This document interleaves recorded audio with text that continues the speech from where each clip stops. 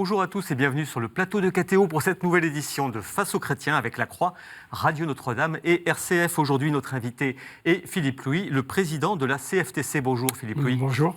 Cheminot d'origine, vous adhérez à la CFTC, la Confédération française des travailleurs chrétiens, en 1979. Vous avez alors 24 ans.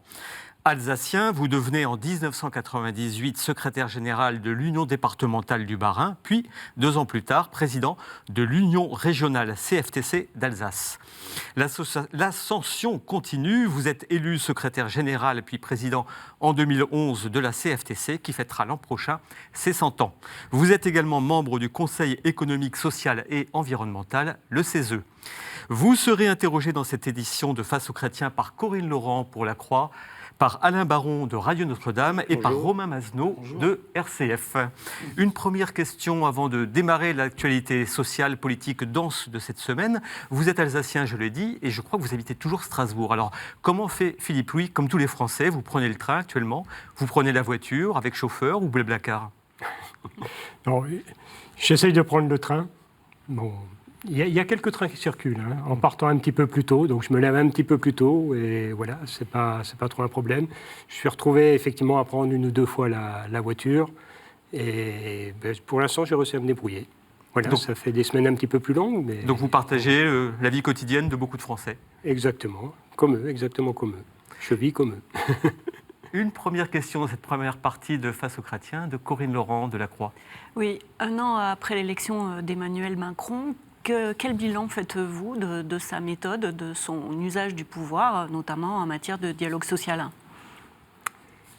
Alors, Emmanuel Macron, je dirais qu'il a une méthode particulière, mais je vais peut-être vous la décrire un petit peu. Oui, bien sûr. Emmanuel Macron, je vais prendre des exemples concrets, les ordonnances. Emmanuel Macron a fait le choix, je pense qu'il sait exactement où il veut aller, il sait ce qu'il veut.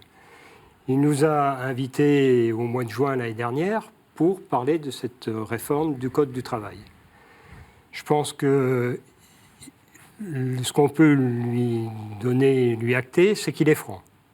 Il nous a dit, voilà les points sur lesquels il n'y aura pas de discussion. Je veux arriver à avoir une instance unique. Je veux mettre en place le barème prud'homal. Et ensuite, je veux donner plus d'espace de négociation dans l'entreprise. Donc, si vous ne remettez pas en cause l'instance unique, si vous êtes prêt à discuter de la place de la branche, du dialogue social au niveau de la branche, au niveau de l'entreprise, je suis prêt à construire avec vous. Et donc, on peut négocier. Et donc, sur les prud'hommes, ça sera comme ça. Donc, si vous nous dites, au bout du compte, si vous maintenez ces deux choses, c'est même pas la peine de négocier, de discuter, dites-moi-le tout de suite, on gagnera du temps. Je pense que la méthode était franche.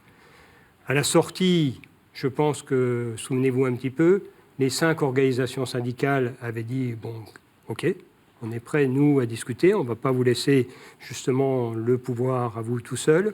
Ce sont des sujets qu'on peut effectivement discuter et qu'on peut négocier.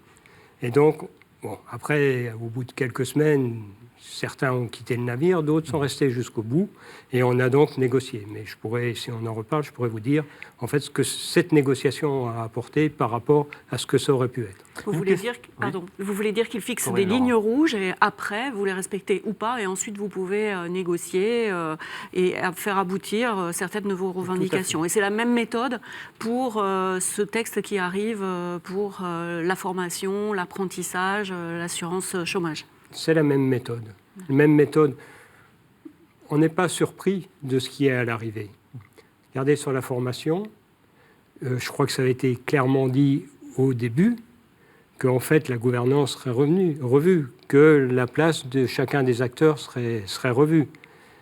On nous a proposé de négocier, on ne nous a pas proposé de négocier vraiment sur cette partie-là. Cette partie-là était plus ou moins figée. Par contre, sur tout le reste, on a pu négocier. Oui, vous ne dites pas passage en force, comme le disent d'autres syndicats? Méthode autoritaire, après le dialogue? Non, la négociation existe. Bon, il y a certaines choses qui passent, et passage en force, mais je dirais à la loyale, entre guillemets. Moi, j'estime avoir été averti que sur certains points, il n'y avait pas de marge, quoi. Mais je savais où il y avait des marges. Et là où il y avait des marges, j'estime qu'on a pu faire avancer les choses.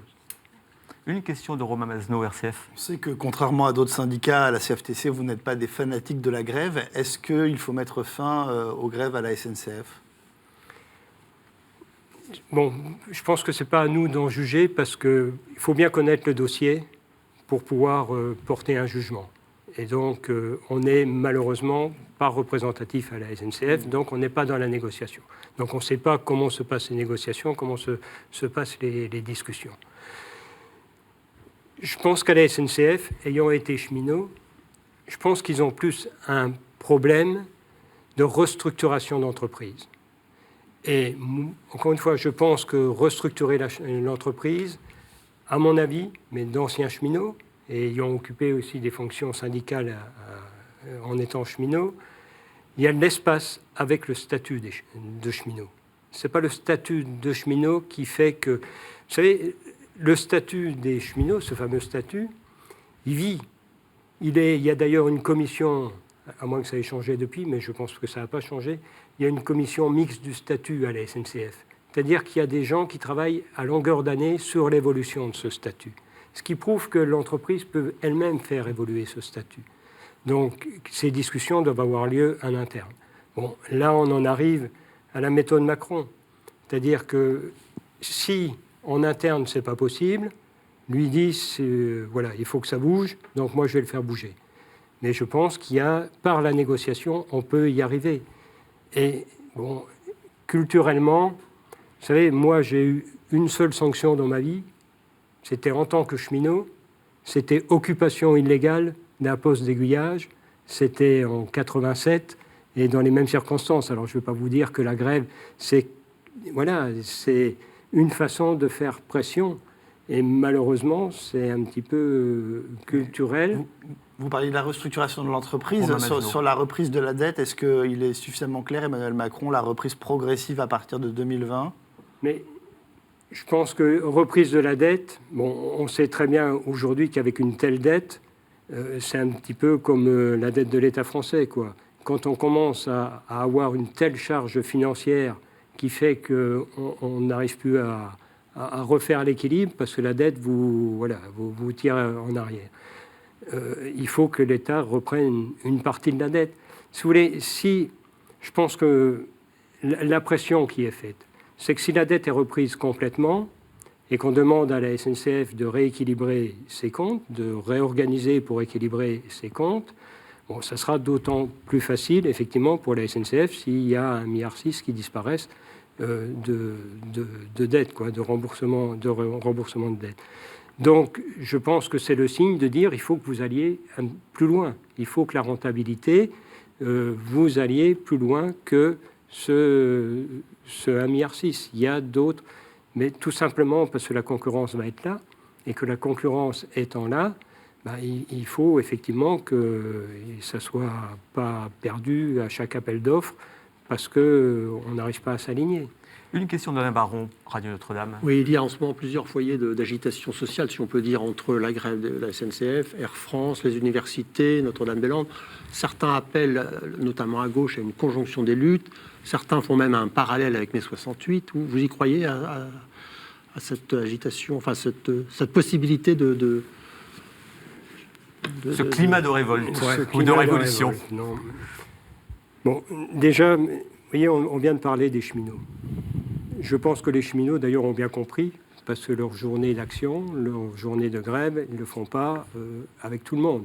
Ils auraient pu dire, bon, allez, hop, on fait... Non, ils ont bien compris que le problème, il était cheminot et qu'il fallait le régler à l'intérieur avec les cheminots. Pourquoi il en serait autrement avec les retraités? Pourquoi il en serait autrement avec les fonctionnaires? Pourquoi il en serait autrement avec les hôpitaux, avec les EHPAD? Moi, je pense que les problèmes sont suffisamment sérieux, que les souffrances sont suffisamment avérées pour que les négociations s'ouvrent au plus tôt dans chaque fonction publique, pour que les retraités, effectivement, puissent avoir des assurances sur l'avenir, parce que, voilà, ils sont inquiets, et moi, je les comprends. Donc, à tout agglomérer, bon, on a l'impression qu'il y a plus de mécontentement. Mais le mécontentement, il est là, quoi. La souffrance est là. Donc, négocions dossier par dossier, et je pense qu'on avancera beaucoup plus vite. Corinne Laurent-Lacroix. Si chaque dossier doit être réglé de son côté, malgré tout, est-ce que le 1er mai, qui est la fête du travail, ne devrait pas être l'occasion pour tous les syndicats de se retrouver ensemble? Encore une fois, ils vont défiler séparément. Oui, on va défiler séparément, mais bon, CFTC, CFDT, l'UNSA vont faire une manifestation ensemble. Il n'y aura pas de défilé d'ailleurs. On va plus faire une commémoration du 1er mai 68, justement. Donc un petit peu, voilà, marqué, mais plus par rapport à la création de la section syndicale. Ça a apporté aussi des choses au syndicalisme 68. Après, si vous voulez, chacun veut essayer de briller dans l'affaire. Bon, aller avoir les 5 dans la rue et avoir les 5 dans la rue qui un disent « moi je manifeste parce que je fête le 1er mai », l'autre manifeste parce que, vous voyez, c'est la convergence des luttes et puis vous voyez bien que tout le monde est mécontent. Bon, voilà, ça fait un peu... Oui, mais vous dites chacun veut briller, mais est-ce que ce n'est pas le problème justement des syndicats en France? Est-ce qu'il n'y a pas trop... Ils passent pas plus de temps finalement à se combattre entre eux qu'à peser dans les négociations. Est-ce qu'il n'y a pas trop de syndicats en France? On ne se combat pas. Moi, je ne vois pas ça comme un combat entre organisations syndicales. Chaque organisation syndicale a ses moyens d'action, ses moyens de pression, ses moyens... Et chacun a le droit, effectivement, d'utiliser ses moyens d'action. C'est pas... Vous savez, on se parle entre numéro 1 d'organisations syndicales. On sait que sur certains moyens d'action, on ne sera jamais d'accord.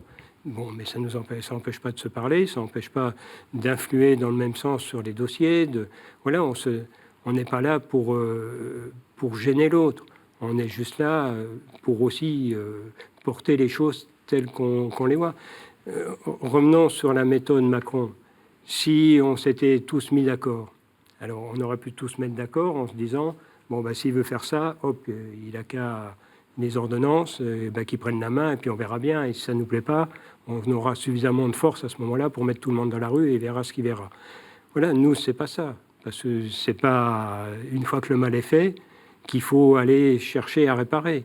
Nous, on préfère discuter.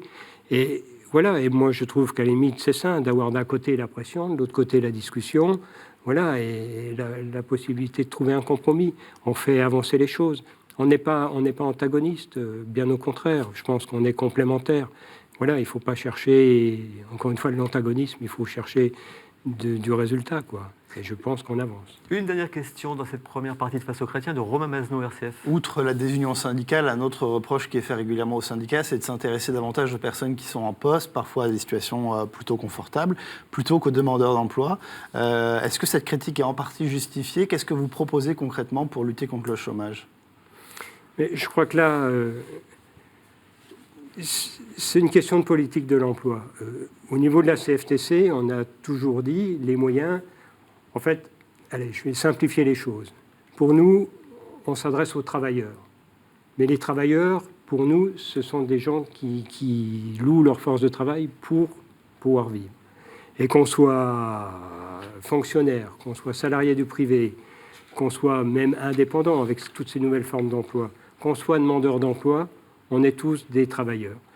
Et je dirais, à la limite, le plus difficile à tenir, celui qui demande le plus de compétences, c'est celui de demandeur d'emploi. Un demandeur d'emploi, il doit savoir faire un CV, il doit savoir se vendre, il doit savoir faire un entretien, il doit être affûté le côté professionnel parce qu'on lui fait encore faire des tests. Voilà, donc c'est celui-là le plus...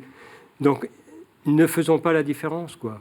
Je dis, on doit mettre tous les moyens, mais les moyens qu'on peut mettre par rapport aux demandeurs d'emploi, c'est leur donner les moyens de se former, les moyens de les accompagner, surtout les accompagner. Et je pense que ça, les organisations syndicales, on travaille là-dessus. C'est la réforme de la formation professionnelle, c'est aussi donner plus de possibilités de se former, plus de liberté aussi de se former, plus d'autonomie pour que les demandeurs d'emploi se forment, et surtout de l'accompagnement, quoi. Mais cet accompagnement, ce n'est pas parce qu'on le donne à tous les salariés ou à tous les travailleurs qu'on dit « vous oubliez les demandeurs d'emploi ». Non, ils ont eux aussi un accompagnement renforcé à travers la loi sur la formation. Mais merci. Et arrêtons ces dichotomies de statut. Quoi. Merci Philippe Louis. On en reparlera de ces réformes dans une deuxième partie. On marque une pause, on se Face aux chrétiens et on se retrouve dans un court instant. À tout de suite.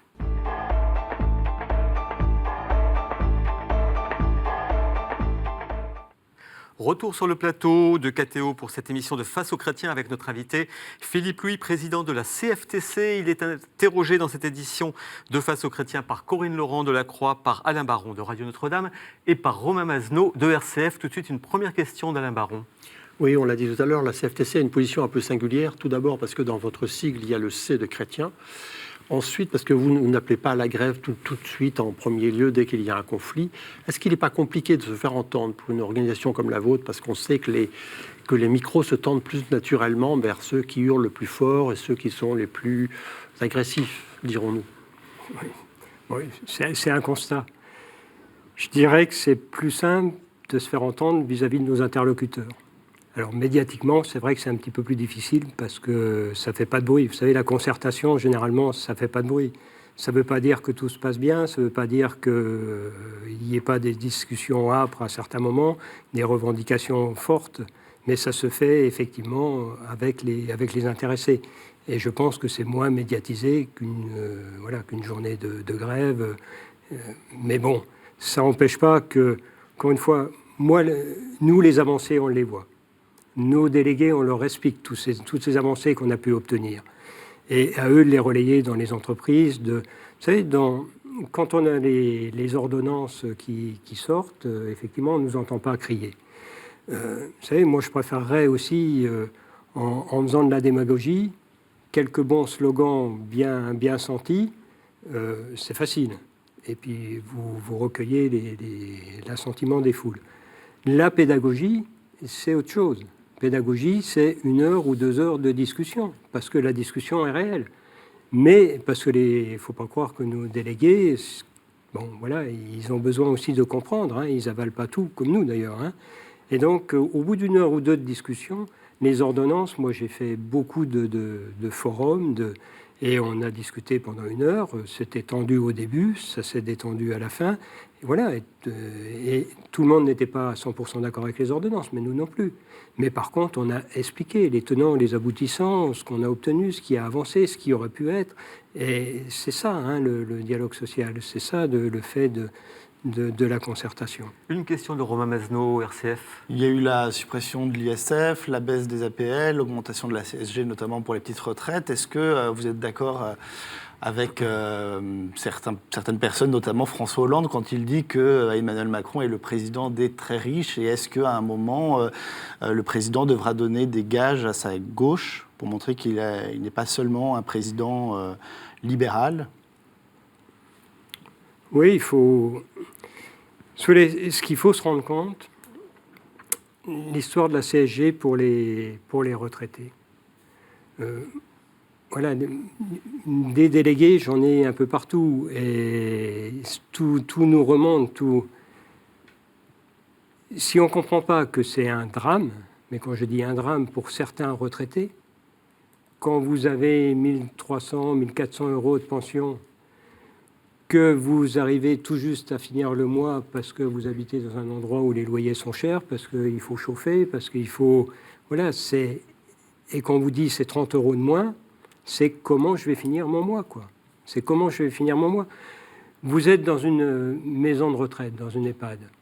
Aujourd'hui, une EHPAD, c'est 2 000 euros en moyenne. Vous avez 1 400, 1 500 euros de retraite. On vous le diminue de 50 euros. Alors, par chance, vous aviez peut-être des économies, donc chaque mois, vous sortez de vos économies. Si vous n'avez pas cette chance-là, vous avez des enfants, des petits-enfants qui, de toute façon, à un moment, sont obligés de payer. Vous vous rendez compte, pour le retraité qui se dit, voilà, j'ai juste assez d'économies pour vivre 10 ans, j'ai 90 ans, je vais arriver à 100 ans, ça devrait être bon. Déjà là, c'est déjà dur à entendre. Et là, on lui diminue sa retraite de 30 euros. L'EHPAD, par contre, là, on n'oublie pas d'augmenter, parce que ça augmente de 30 euros. Donc le delta est de plus en plus grand. Les perspectives, il n'y a rien de pire pour une personne âgée de se dire voilà, je ne peux plus rien faire et je vais plus Mais pouvoir assurer. c'est une faute qu'il a fait. Là, il y a réussi à faire des APL, des aides au logement. Est-ce qu'il doit aujourd'hui faire quelque chose pour rectifier ce tir Bien sûr qu'il doit faire quelque chose. Quoi? Mais vous savez, quand on fait une réforme, il n'y a rien de pire que de se rendre compte que ça crée des injustices, que ça met les gens en difficulté, et de dire, pour le principe, moi, je ne touche rien, parce que je ne veux pas. Ce n'est pas de reculer, d'aller voir qu'effectivement, on a créé des situations intenables. Ce n'est pas reculer. Au contraire, ça veut dire, attendez, je suis près des Français, moi. Et si j'en vois qui souffrent, si ce que j'ai fait, autant je peux être persuadé que quand on a 2000, 2500 euros de retraite, bon, voilà, la logique peut être bonne. Mais quand on a 1400, quand on est dans ces situations où on commence à se dire comment je vais assurer, voilà, je vais mettre mes enfants en difficulté, mais attendez, c'est intenable.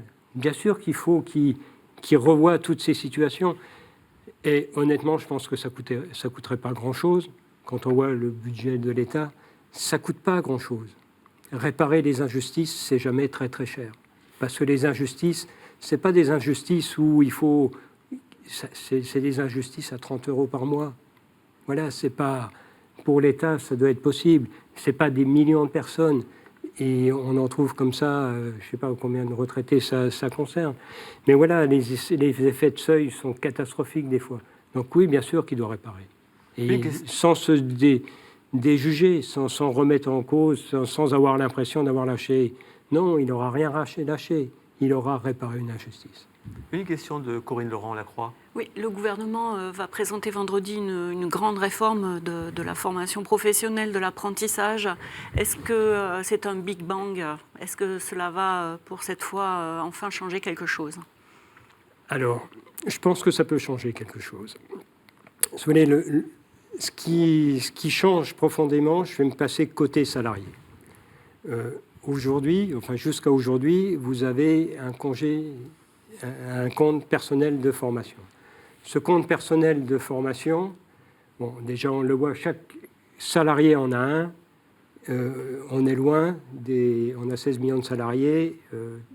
Tous les salariés ont la possibilité d'aller le consulter, Bon, on voit bien que tout le monde n'a pas ouvert son compte et on voit bien que tout le monde ne l'utilise pas, loin de là. Certains l'utilisent. Et on s'aperçoit que quand ils l'utilisent, c'est plus par rapport à l'entreprise qui les y incite, parce qu'il y a une convergence entre la formation du salarié et les besoins de l'entreprise. Bon, pourquoi pas. Mais tous ceux qui ne sont pas au courant et trouvent ça trop compliqué. Donc, ils n'y vont pas. Donc, ce compte personnel de formation, aujourd'hui, il va être premièrement renforcé. On va pratiquement doubler, même un petit peu plus, ce que le salarié récupère chaque année. Bon, ce qui crée un petit peu de trouble, c'est qu'on passe, avant on avait droit à des heures, on aura droit maintenant à des euros. Bon, voilà, ça jette plus de troubles qu'autre chose.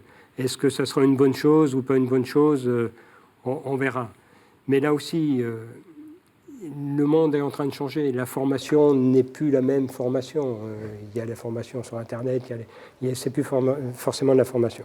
Donc la réforme, le fond de cette réforme, c'est de dire chaque salarié doit pouvoir utiliser beaucoup plus facilement son compte. Et pour la preuve de ça, en fait, il y aura une application sur smartphone où vous pourrez, en quelques clics, choisir une formation, cliquez, la formation sera payée et vous ferez votre formation en quelques clics.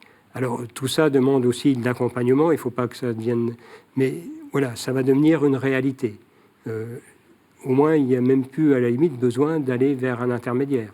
C'est le salarié lui-même qui fait sa formation. Une question d'Alain Baron. Oui, dans un domaine très voisin, là, les derniers chiffres sur le chômage sont un petit peu encourageants, puisqu'il semblerait qu'il y ait une lente décrue. Est-ce que on entend toujours le même discours, c'est qu'il y a des milliers de postes qui ne sont pas pourvus, faute d'adéquation. Est-ce que le patronat joue le jeu de l'embauche ou pas, selon vous? Je vais vous donner juste deux exemples. J'ai rencontré deux patrons il y a 15 jours. Et le sujet de la rencontre, ce n'était pas celui-là. Le premier m'a dit, je cherche 500 chauffeurs. je ne les trouve pas. J'ai prévu d'en recruter 1000 l'année prochaine. Je ne suis pas sûr de pouvoir les recruter. Ça me fait 1500 personnes à recruter. Donc, il manque effectivement, il y a effectivement une pénurie dans certaines branches.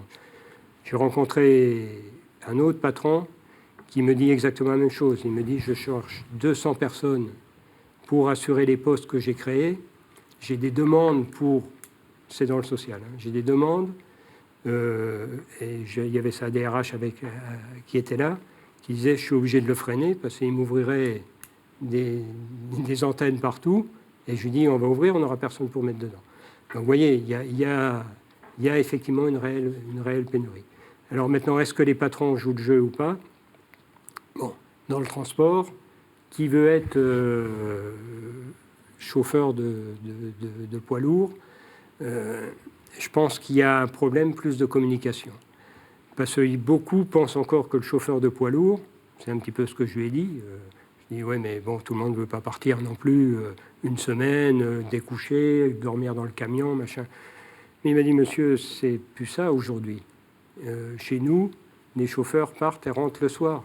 Ils emmènent une remorque à Clermont-Ferrand, et à midi, ils repartent avec une autre remorque et remontent à Paris. Ils sont chez eux tous les soirs, ils travaillent leurs 8 heures, ils travaillent... Voilà, les métiers changent. Donc je pense qu'il y a des pénuries qui... Alors, est-ce que les patrons jouent le jeu? Je ne sais pas. Mais je pense qu'on a besoin de communication, d'expliquer un petit peu mieux tous ces nouveaux métiers. Les métiers sont en train de changer, et quand on parle de chaudronnier, je pense que la plupart des jeunes se voient encore avec un marteau à la main, en train de taper sur une tôle. C'est plus ça le métier de chaudronnier. C'est des métiers qui peuvent être extraordinaires. C'est de l'informatique. On est derrière son ordinateur, on fait marcher des machines. Voilà. Et je pense qu'on a encore des clichés. Il faut combattre ces clichés pour donner envie à... Mais une chose est sûre, c'est qu'il faut de la formation. Il faut se former. Et ça, réforme de la formation, c'est donner envie aussi. Une question de Romain Mazneau, RCF. Sur l'assurance chômage, l'objectif du gouvernement est de permettre aux démissionnaires sous certaines conditions et aux indépendants en liquidation judiciaire de bénéficier des indemnités. Est-ce que le texte tel qu'il est aujourd'hui, il répond à vos attentes? Oui, mais le texte, c'est à peu près celui qu'on a signé. Hein. Il y a quelques changements, mais qui, à la limite, nous satisfont. Parce que pour pouvoir bénéficier dans le texte qui avait été signé, parce que c'était un compromis, le texte, c'est toujours une négociation paritaire, donc c'est patronat, syndicat. Bon, on avait une période de 7 ans avant de pouvoir en bénéficier. Le gouvernement a décidé que ça serait 5 ans. Mais nous, si je vous dis que notre revendication, c'était 5 ans, je ne vais pas vous dire le gouvernement. Voilà, donc c'est... Mais on retrouve ce qu'on avait demandé. Alors, certaines organisations syndicales disent, nous, on n'était pas demandeurs des démissionnaires ou des indépendants. Nous, on était demandeurs. On a une pénurie de personnel dans certains métiers.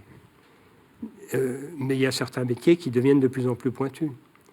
Je pense qu'on ne peut pas passer d'un niveau 5 à un niveau 3 comme ça.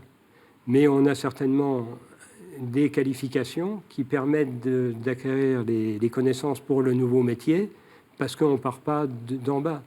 Si vous voulez croire qu'on va pouvoir prendre 1 million de chômeurs sans qualification pour les remonter au niveau de certains métiers dont on a besoin, ce n'est pas possible. Donc ce qu'il faut, c'est libérer des postes qui, ces demandeurs d'emploi pourront reprendre en ayant une qualification plus légère, que ceux qui ont déjà une qualification se forment pour pouvoir occuper ces postes, ils pourront progresser. Il faut mettre en route un petit peu ce circuit vertueux. À vous entendre, on a l'impression que vous êtes très Macron-compatible et en même temps, vous voulez faire des critiques sur certains points. C'est facile à tenir comme positionnement? Non, c'est pas facile à tenir. Mais je suis à l'aise parce que vous verrez tout à l'heure, on vous montrera. J'ai écrit un livre en 2015 qui reprennent beaucoup les positions de la CFTC. Les organisations syndicales tiennent des congrès. Et donc, en novembre 2015, on fait une motion d'orientation. La motion d'orientation, c'était de dire, dans un monde en bouleversement, construisons un nouveau contrat social. Et dans notre motion d'orientation, quand on la lit, je dirais, Macron est tout à fait compatible avec l'orientation CFTC. Et alors c'est embêtant quand on est comme ça, parce que ça peut se retourner dans l'autre sens en disant vous faites du suivisme. Non, quand on regarde le monde qui est en train de venir, on en tire à peu près tous les mêmes conclusions. Vous savez, quand moi j'entends la ministre du Travail ou Macron dire que voilà, la robotique, l'intelligence artificielle, tout ça va bouleverser notre façon de travailler, je ne peux pas dire ils ont tort, c'est pas vrai, rien ne va changer. C'est vrai, moi, et je pense que ça va venir de plus en plus vite. Et il faut adapter la formation, il faut adapter tous les chantiers qui sont en train d'être ouverts. Ce sont des chantiers que nous, on demandait à être ouverts. Et les positionnements, les directions qu'on donnait, ce sont en gros les directions qui... Alors c'est difficile à assumer, même pour le mouvement, même pour chez moi. Bon, la motion avait été votée à 95%. Est-ce que tout le monde avait bien vraiment saisi ce que ça voulait dire? Mais c'est une remise en cause profonde. C'est pour ça que j'ai écrit un livre, Vive le contrat social 3.0. On a parlé beaucoup de flexi-sécurité, c'est-à-dire plus de flexibilité sur le marché du travail, plus de sécurité pour les travailleurs. Est-ce que le point d'équilibre aujourd'hui, il est trouvé? Si vous voulez, là, ce qu'on dit, c'est qu'en fait, tout ne va pas être bouleversé. Je veux dire, on a 20 millions de salariés, il y en a 10 millions qui ne seront pas concernés. Qui ne seront pas concernés par les changements qui vont évoluer doucement, qui vont... Dans la vie, il y a des personnes qui marchent à la crainte, il y en a d'autres qui marchent à l'envie. Et si on regarde, c'est 50-50. Mais nous, on est persuadés qu'il y a des personnes qui ne sont pas bien là où elles sont, qu'elles ont envie de progresser. Donc ce qu'on dit, montons un système pour que les 50% qui veulent surtout que rien ne bouge, que rien ne change, voilà, ils sont bien là où ils sont. Permettons-leur de rester là. Et que ceux qui ont envie, permettons-leur d'avancer. Mais ne les opposons pas. Alors, flexi-sécurité, c'est peut-être la sécurité, c'est d'apporter à ceux qui n'ont pas envie de bouger, qui sont bien, qui sont dans des métiers qui existeront encore dans 20 ans, qu'ils puissent y rester. N'obligeons pas à quelqu'un qui va considérer ça comme un drame, faisant en sorte de lui garder son travail, et faisant en sorte que ceux qui ont envie d'avancer, on leur donne toutes les facilités et toutes les sécurités. Et quand on arrive encore une fois à la démission, c'est une des sécurités. J'ai envie de faire autre chose, mon patron ne veut pas faire une rupture conventionnelle, si je n'arrive pas à aboutir dans ma formation, dans mon projet, je me retrouve sans rien, j'ai démissionné. Non, c'est mettons en place un système, c'est j'ai un projet, je démissionne, mon projet est reconnu, je me loupe, je ne réussis pas, ça arrive, c'est pas grave, j'ai droit aux allocations chômage et j'ai le droit d'être accompagné pour retrouver un emploi. Voilà, on a le droit de se tromper. Il faut reconnaître que l'erreur, c'est tout à fait normal, c'est pas dévalorisant de se tromper d'avoir fait une erreur. Une question d'Alain Baron, Radio Notre-Dame. Oui, le renforcement des contrôles des chômeurs, c'est justifié selon vous? Bon, c'est justifié dans le sens où, quand on a des droits, on a des devoirs. Je ne pense pas que ça ait beaucoup de portée. Qu'on vérifie que les gens cherchent du travail, qu'ils soient actifs. Je vous ai dit tout à l'heure notre position. Un demandeur d'emploi, pour nous, c'est un travailleur. Travailleur encore plus exigeant que les autres travails. Qu'on vérifie, qu'on se serve qu'on vérifie son activité à la recherche d'emploi. Première chose, c'est quand on s'aperçoit qu'il y a quelque chose qui ne va pas, c'est d'aller l'accompagner.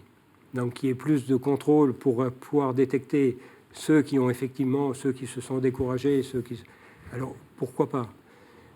Donc on reprend contact, on refait un point, on essaye de le remotiver, on essaye certains se disent, voilà, est-ce bien normal que certains puissent se dire, voilà, de toute façon j'ai droit à temps? Non, voilà, quand c'est comme ça, on met une pression. Donc il y a un premier levier de pression où on lui suspend ses droits pendant 2 mois. Bon, et là, il devrait comprendre qu'il n'a pas trop le choix. Il est là pour chercher... C'est son boulot, quoi. Et s'il veut être payé, il faut qu'il fasse son boulot. Là, on lui demande de chercher du boulot. Ça, c'est son boulot. Dans une entreprise, vous ne bossez pas, vous n'êtes pas payé. Hein, vous avez une sanction aussi. Bon, alors, encore une fois, c'est l'analogie entre le travailleur. Donc oui, c'est normal qu'il y ait des sanctions. Après, voilà, il faut que ça soit utilisé aussi à bon escient. Encore une fois, il y a beaucoup d'accompagnement. Je pense qu'un demandeur d'emploi, c'est quelqu'un qui est fragilisé. C'est quelqu'un qui a besoin d'être accompagné, d'avoir de la confiance, d'avoir voilà. Et c'est le rôle de Pôle emploi. Donc, qu'il y ait des sanctions, je pense que meilleure des choses, c'est que bon, la première sanction sera peut-être prononcée. Je pense qu'il n'y aura peut-être pas beaucoup de deuxième et encore moins de troisième. Très bien, Philippe Louis, nous marquons une nouvelle pause dans cette édition de Face aux chrétiens. Restez avec nous. Nous nous retrouvons dans un court instant avec notre invité, le président de la CFTC, Philippe Louis. Merci.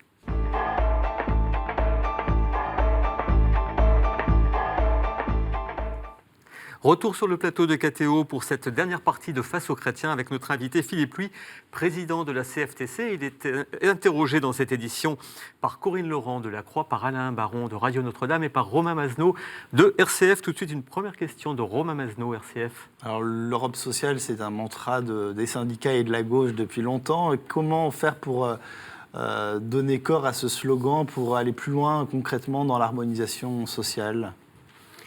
C'est de mettre en œuvre maintenant ce fameux socle social. Hein, là, on traite les problèmes quand ils arrivent. On a vu avec les travailleurs détachés, on voit que ça crée des distorsions.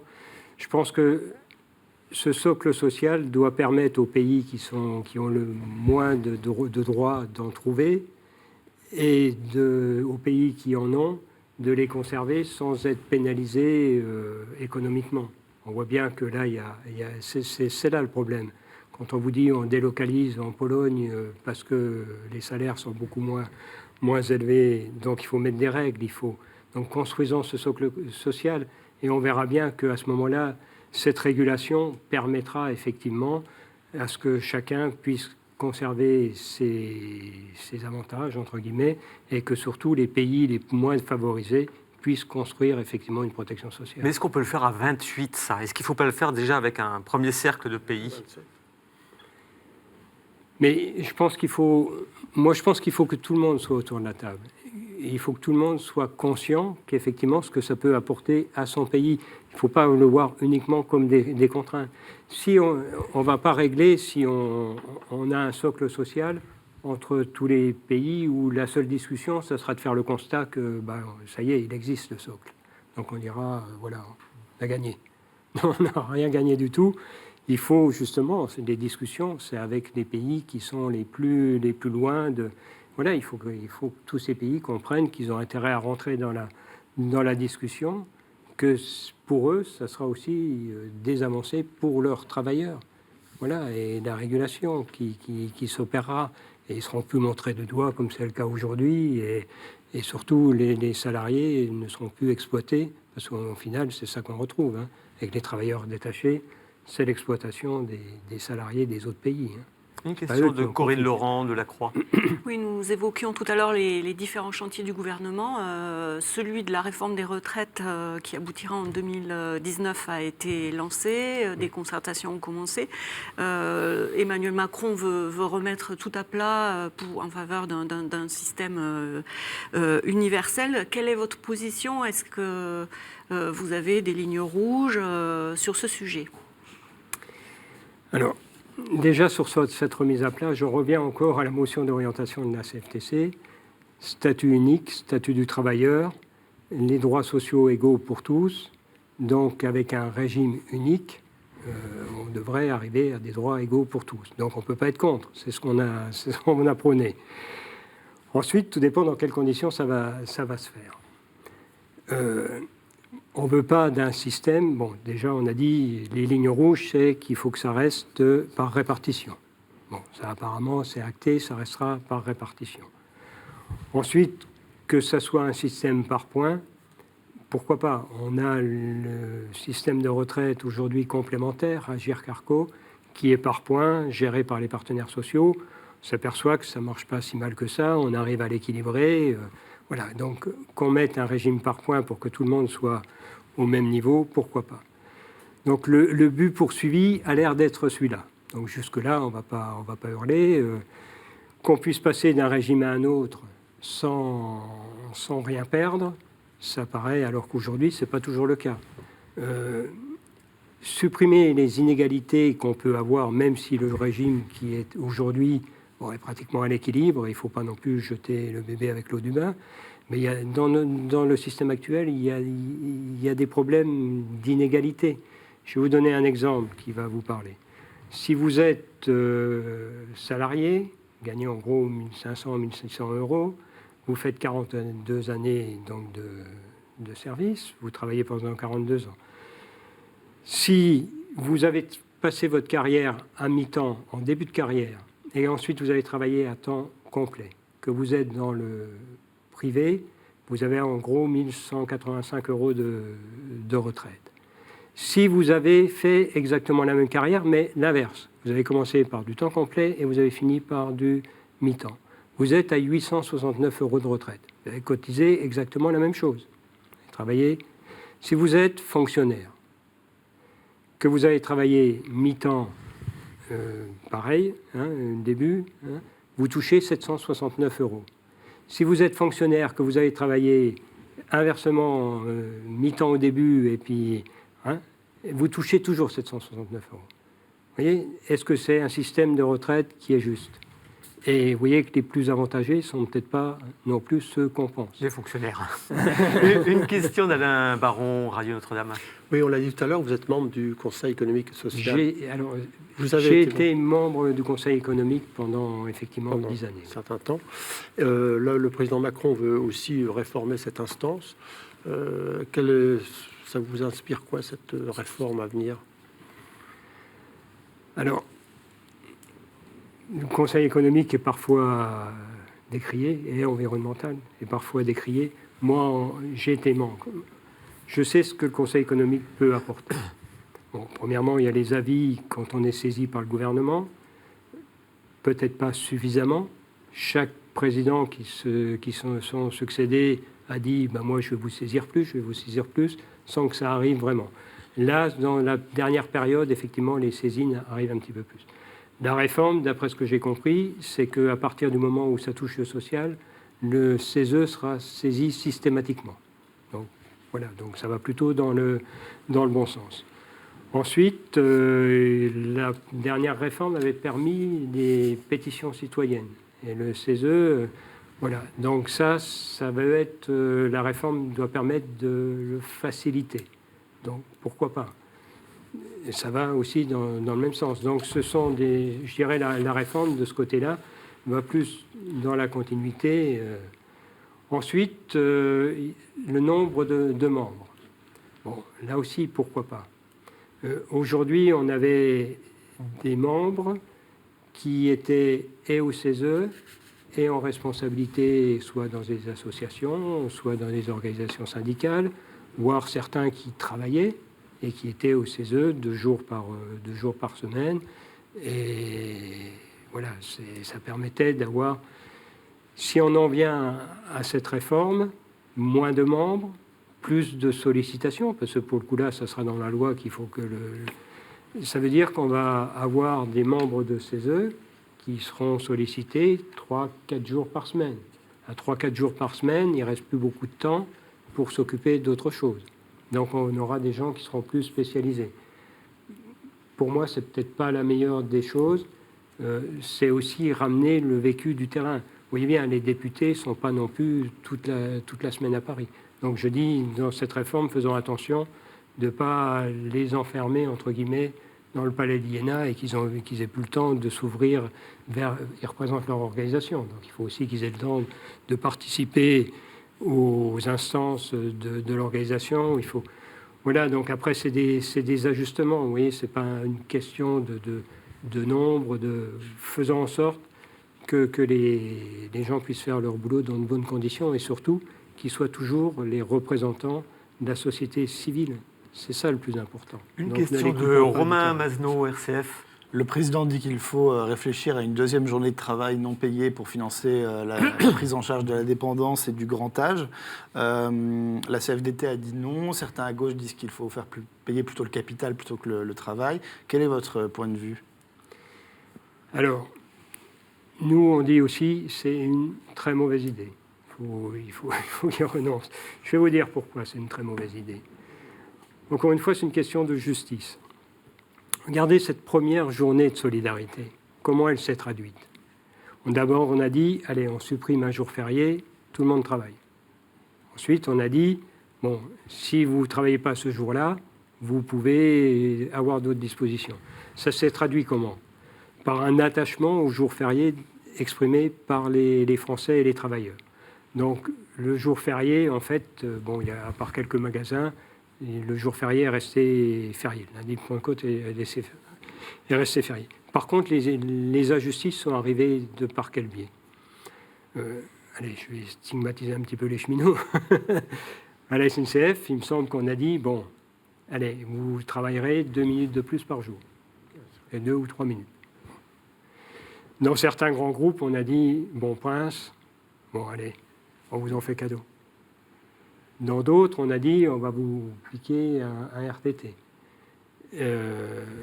Dans d'autres, il ne s'est rien passé. Les indépendants auraient pu dire, bah, attendez, nous, on est tout aussi concernés par tout ça, donc on veut aussi avoir cette journée de solidarité, et donc on paiera aussi. Ça n'a pas été le cas. Donc on en a qui payent. D'autres qui sont exonérés par, on s'est passé, encore une fois, toujours le même principe, on est tous travailleurs. Donc voilà, donc pourquoi? Donc on a un système qui est très injuste. Si on veut faire payer, eh ben on fait payer tout le monde. Mais on ne met pas en place quelque chose qui... Alors par contre, ce qui est resté, c'est l'hôtesse de caisse dans une grande surface, elle a tout perdu, parce qu'elle vient travailler son jour férié gratuit. Moi, je trouve ça injuste. Une question de Corinne Laurent, Lacroix. Oui, le Conseil économique et social a rendu un rapport qui a fait polémique sur la fin de vie. Quelle est votre position sur cette question? Alors, bon, question difficile. Oui. Question difficile. On a eu beaucoup de débats en interne. Et en fait, le vote de la CFTC a été partagé. Et je le comprends. Ceux qui ont voté pour ont vu dans ce vote, non pas un appel, comme j'ai vu titré un peu partout, à la reconnaissance de l'euthanasie, ce n'était pas du tout ça. Eux ont vu dans ce texte de dire, si le législateur venait à autoriser, entre guillemets, l'euthanasie, alors là, ça pose problème, et là, il faut prendre énormément de précautions.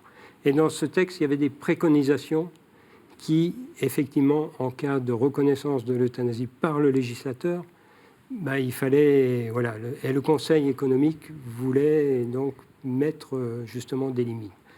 Voilà, et c'est un petit peu ça l'ambiguïté. Bien sûr qu'on est contre. L'accompagnement, c'est que dans la dignité... Voilà, tout ce qui est fait aujourd'hui nous paraît suffisant. Mais encore une fois, et donc dans des votes comme ça, c'est très difficile. Donc certains n'ont pas pu franchir le pas. Je pense que dans l'esprit, tout le monde était d'accord. Ce n'est pas à nous de préconiser d'aller jusque-là, ou bien au contraire. Par contre, si jamais ça allait jusque-là, alors attention, attention. On voit certains pays où il y a des dérives, même en Europe, hein, et donc ça, ce n'est pas acceptable. Voilà, donc c'est un sujet un petit peu difficile, mais je vous dis franchement comment les débats se sont passés chez nous. Philippe Louis, on a compris, vous êtes un optimiste, un pragmatique, un constructif. Vous avez écrit ce livre, Vive la sociale 3.0, hein, les révolutions du travail qui se présentent devant nous. Vous y croyez encore, vous, au travail? Le travail a-t-il un avenir ou est-il mort à cause des robots et de la numérisation de la société? Non, mais le travail a encore un avenir, bien évidemment. D'ailleurs, aujourd'hui, les études, certains vous disent que ça va détruire 50%, d'autres vous disent que ça va en détruire. Voilà, c'est une évolution qui va arriver. Mais une chose est sûre, c'est que l'activité restera toujours. Je pense que l'homme, pour s'accomplir, a besoin d'activité, et le travail est une activité. Je pense que c'est le raisonnement qu'il faut. On a un raisonnement économique actuellement. C'est travail, qu'est-ce qu'on produit, Je pense qu'il faut tout doucement qu'on change aussi un petit peu de raisonnement. Quand j'ai une activité, quelle est la plus-value sociale? Aujourd'hui, vous êtes mieux payé si ce que vous produisez se vend bien et cher. Si vous produisez du lien social, si vous produisez de l'apaisement, là, ce n'est pas reconnu. Donc voilà, c'est plus ça, c'est de dire, allez, de l'activité, s'occuper des autres, mais reconnaissant tout ça comme activité, quoi. Moi, ce qui m'horripile, c'est que vous, en France, vous vous occupez de vos enfants, vos propres enfants. Bon, il y a une période où il y a le congé de maternité, et après, vous prenez de la disponibilité, vous avez épuisé lesquels... vous êtes considéré comme dans aucune des cases. Vous n'êtes pas demandeur d'emploi, vous n'êtes plus salarié, vous cotisez à plus rien, et vous en apercevez au moment de liquider la retraite. Et donc, l'activité n'est pas du tout reconnue. Et donc, une réflexion globale aujourd'hui sur le travail, le sens du travail dans la société. J'ai obligé de vous couper, Philippe Luy, on serait bien resté plus longtemps avec vous, mais nous arrivons à la fin de cette édition. Merci beaucoup à Philippe Luy, donc président de la CFTC. La semaine prochaine, notre invité sera Florian Philippot, président du parti Les Patriotes. D'ici là, vous pouvez nous retrouver sur les sites de KTO, de la Croix, de Radio Notre-Dame et de RCF. Merci bien.